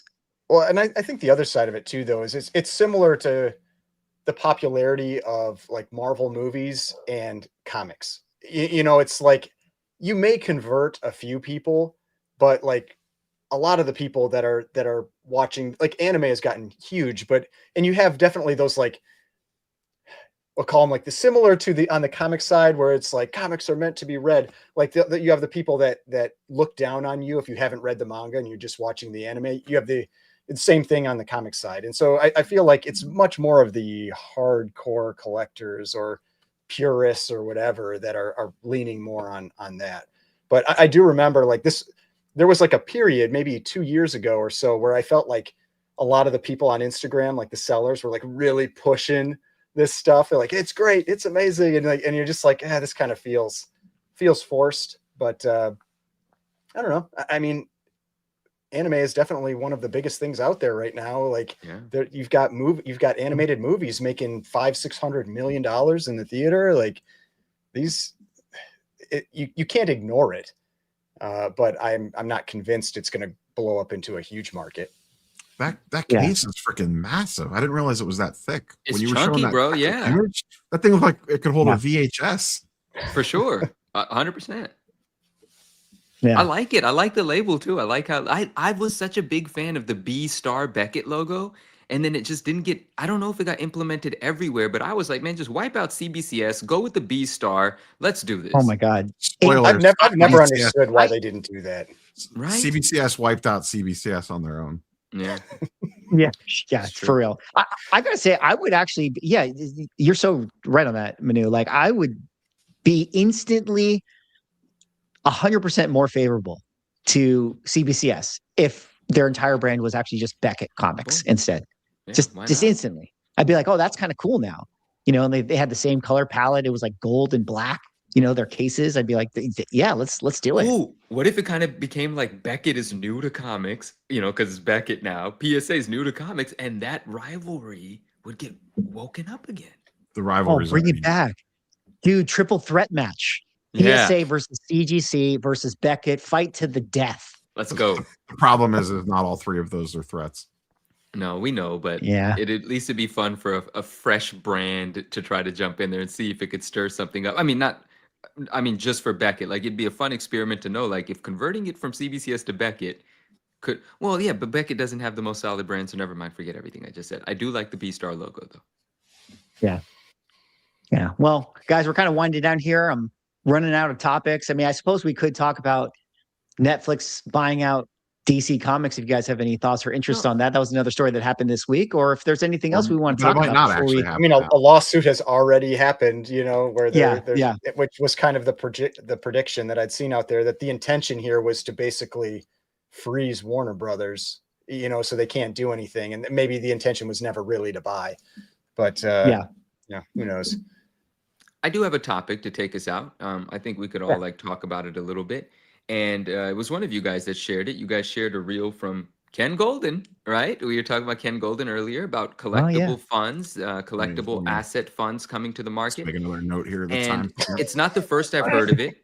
It's not the first I've heard of it, and it's really interesting which influential people are talking about this, promoting it, and also sort of giving advice for preparation, but the advice for preparation is a bit like, also self-motivated as well, because the people advising, and I'm saying this is all good and well with me. I'm not saying anything like that. It's the right thing to do. But Ken Golden clearly is a seller of collectibles. And for him to say, hey, these funds that are going to be on the small side, $50 million, on the higher side, $500 million, they're going to be coming into the market, buying up really dope collectible assets from 50,000 to millions of dollars a piece. Maybe position yourself to own some of these before that money comes in. Because once that money comes in, it's going to drive up the value for the higher end stuff. That stuff's going to become unavailable from the market. And there might even be a shift from the lower end stuff getting pulled up along with it just because of this new enthusiasm, new influx of capital into the market. Do I believe this is coming? Absolutely. People tried it in the pandemic. It fell apart throughout the pandemic. Now a new version of it's coming. We've seen Kevin O'Leary talk about him and his group of collector investors that are buying up really expensive sports. I think one was purchased for $13 million recently. He was one of the people in the group that bought it. Other celebrities are coming into the market in a big way. There's celebrities starting sports card shops, so on and so forth. But also I saw the reel, we talked about this, we saw a reel from Gary Vee, where Gary Vee was on a news channel discussing his intuition about what's going to happen in the collectible. Yeah, it was like Bloomberg News or something like that. Right. And it was like, it's no longer this niche thing that so on and so forth. It's like a pop culture thing. Collecting is just like another thing that everybody does. And once it becomes an everybody thing, what does that mean for the market? And what does that mean for the value of stuff? And how do you prepare for when the financial institutions or the other businesses that want to get involved start putting their money to work in this space? How do we not only just celebrate the growth, but take advantage of it, position ourselves so that we can sell what today might be worth $100,000 to a company that might be willing to pay $200,000 for it tomorrow? How do we know what, when, and where? But I think that's a fascinating conversation. I think we're going to start seeing those kind of funds pop up early next year. But yeah. I thought, because I watched that too. I thought that was interesting because of what you said earlier on how that absolutely happened during the pandemic, and I imagine most of those just got wrecked.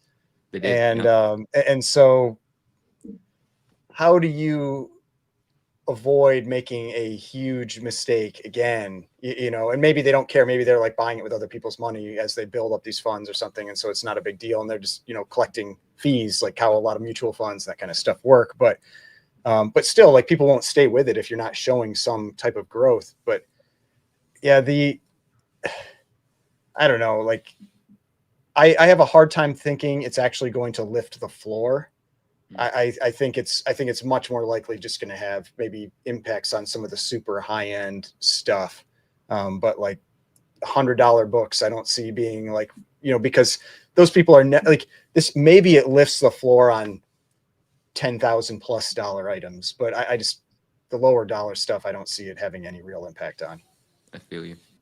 Yeah, that's kind of how I think about it too, where it's I totally agree with the Gary Vee clip. He's been beating that drum for a little while now, and I think that he's 100% on point with it. I do think that the culture of collecting has become its own entertainment vertical, and I do think that it has an impact in the way now that music does to a degree, and TV and movies and video games. It kind of has its own space, and so with all the conversation that Ken Golden has about these funds and all this stuff coming in, I do think that there is going to be a lot of expansion and business that comes into, these spaces and does grow collecting as a culture. And especially, I said in my video where I talked about the Netflix possibly buying DC, and I made mention my ultimate thought to it is that if it did happen, which we know it probably won't, but if it did happen and they ended up just swallowing DC and churning out more TV shows that were kind of just super mid or whatever, and it's just not that interesting content. Ironically, what that would do is push people away from that medium and be I don't want to watch this stuff anymore. I'm just going to go over to this other entertainment vertical, maybe be collectibles, and I'm going to get off screens and I'm going to go over and just hang out at cons and hang out in YouTube channels and kick it with the Ungraded Truth podcast guys, and we're gonna go buy some Pokemon cards and just rip packs, and that culture is more fun than watching movies and all that. So I do think that culture is a thing and is a space that is going to continue to grow. But that said, to the point of the funds and what you were saying, Ryan, it's I have a hard time thinking that it's just going to lift the value of everything. I think what it's going to do is inject more money, more big business, more interest, more like marketing, whatever. But I also think a lot of that stuff is going straight to cards. I don't think comic books is prime for that. Like I just don't see the same type he, of like he didn't say comics business in his video. visionaries. He mentioned He Yeah. mentioned it once. He Oh, mentioned did he? the 'Cause word he comic was talking books about just like once. jerseys and stuff. Yeah, he and, was you know, talking about that, game Yeah. use stuff more than anything else. But Yeah. But yeah, it's to that point. It's like I just don't see the visionaries within the collecting comic side. Like because like when you look at like sports $9 million cards, Superman ones. yeah, I mean, and that's that's the type it, of thing really. that I But- could see something getting involved, or someone getting involved with those types of items. Like I could absolutely see that, but Yeah, still, the only thing those type of sales does is it does, you get headlines, which can help bring people in, but you still need something that takes advantage of it. You know, I just like we've talked about this, I think even on here before. It's like we feel like there is not really that person or people out there that are walking around showing their, you know, collections or whatever, like really like advertising that they enjoy this thing. Whereas like you get was it Joe Burrow? I think did I send that in our Yeah. chat? There's one of Oh, you it's sent like it Joe chat. Burrow where he was getting interviewed and he starts talking about Pokemon, like what his favorite Pokemon are, you know, and everything. And I'm like, that's what you need.